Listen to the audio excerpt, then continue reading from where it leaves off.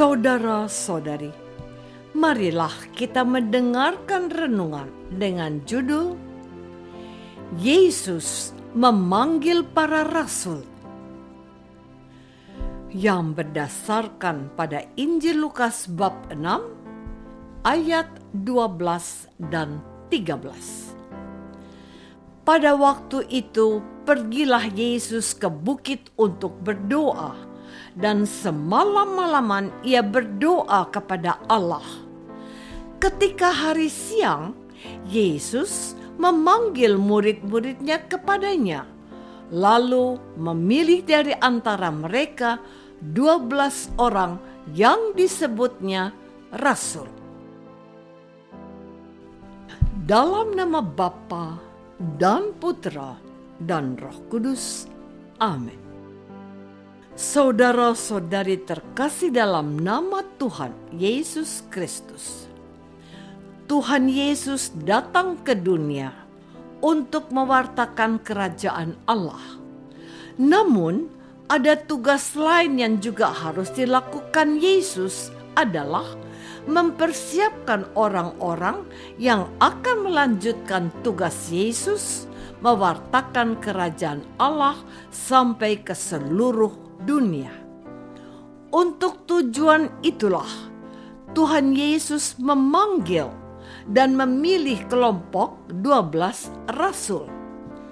Kelompok 12 rasul merupakan kelompok inti yang akan menjadi pembantu utama Yesus dalam mewartakan kerajaan Allah.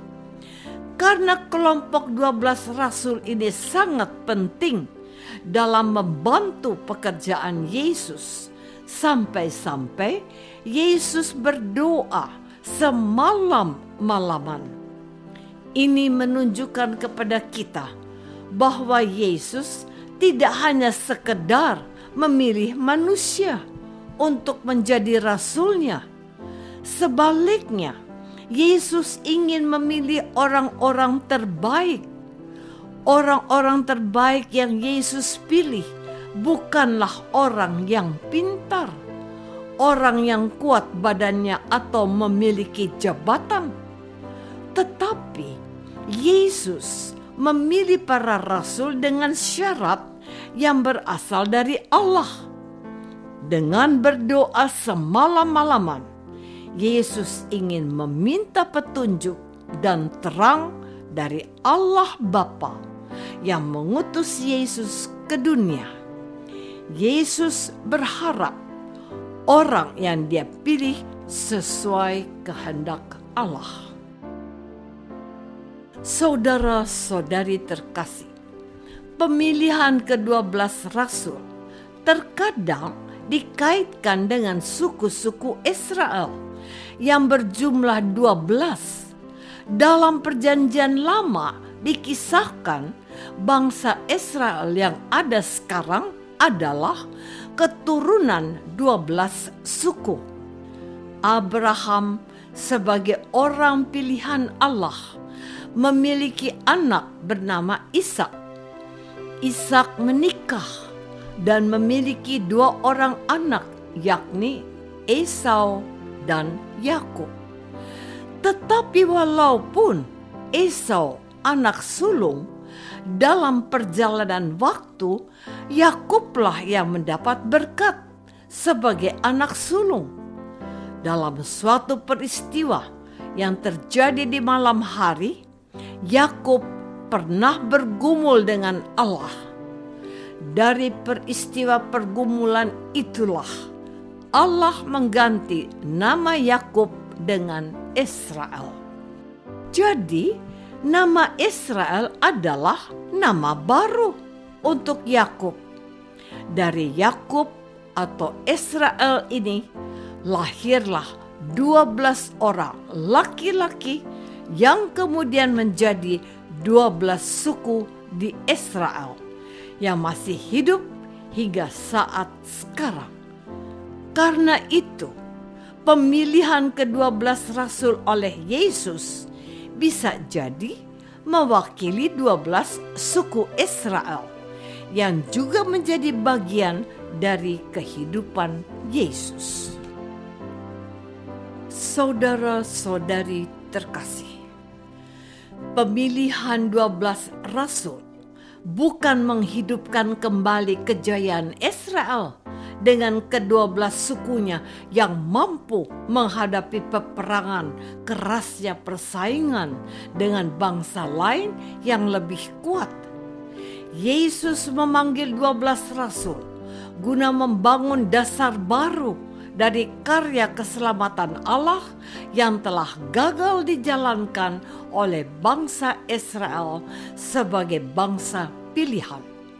Sebab bangsa Israel dengan ke-12 sukunya telah dianggap gagal dalam mewujudkan rencana Allah dalam menyelamatkan umat manusia.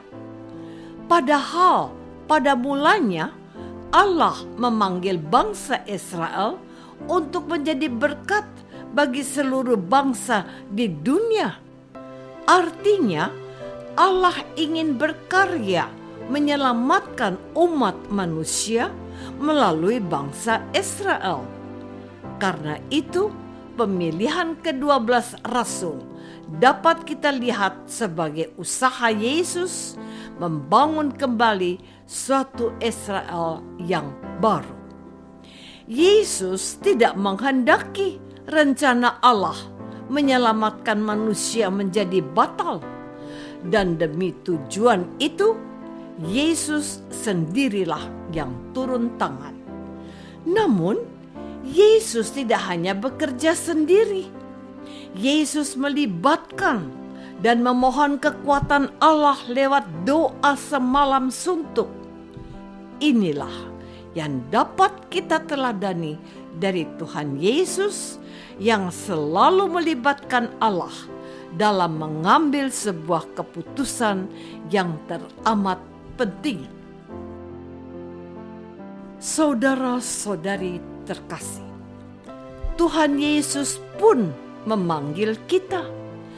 Kalau kita dipanggil Yesus, maka kita termasuk orang-orang yang dianggap penting dan layak di hadapan Allah.